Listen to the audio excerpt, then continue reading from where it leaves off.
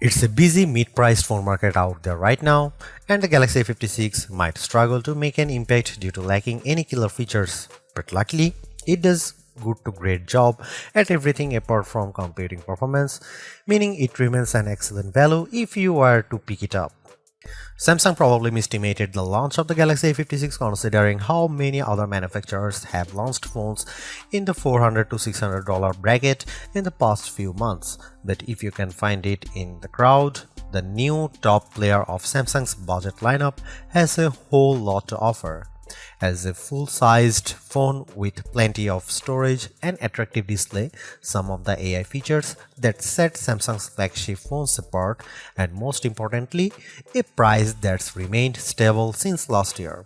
Only users who want the most performance per round or better rounded cameras will question the value proposition Samsung is laying down. But with the new Google Pixel 9a and outgoing Pixel 8a, not to mention the Nothing Phone 3a Pro and the iPhone 16e all vying for your attention, why would you go for the Samsung made option? Check out our video of this Galaxy A56 review and you will learn why. Samsung basically imported the Galaxy A56's camera straight from the Galaxy A55. There is a 50 megapixel main camera, a new 12 megapixel ultra wide and a 5 megapixel macro camera on the back, plus an updated 12 megapixel selfie camera on the front. The new front camera's lower res sensor than the 32 megapixel one previous Galaxy A models features, but one which Samsung promises offers improved low light performances as well as adds HDR video support. Here are some camera samples of Samsung Galaxy A56.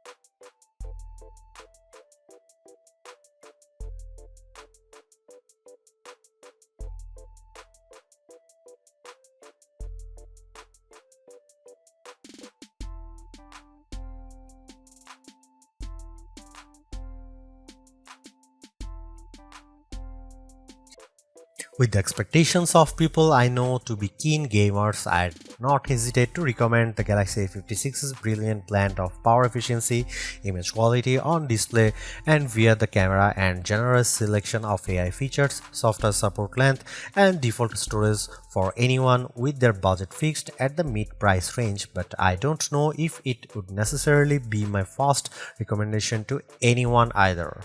The best advice I can give about deciding if you want a Galaxy A56 is how happy you are with a jack of all trade phones. It can be argued that overall balance is better than excellence in a narrow category, and if that's your outlook on life, you'll get on well with the Galaxy A56.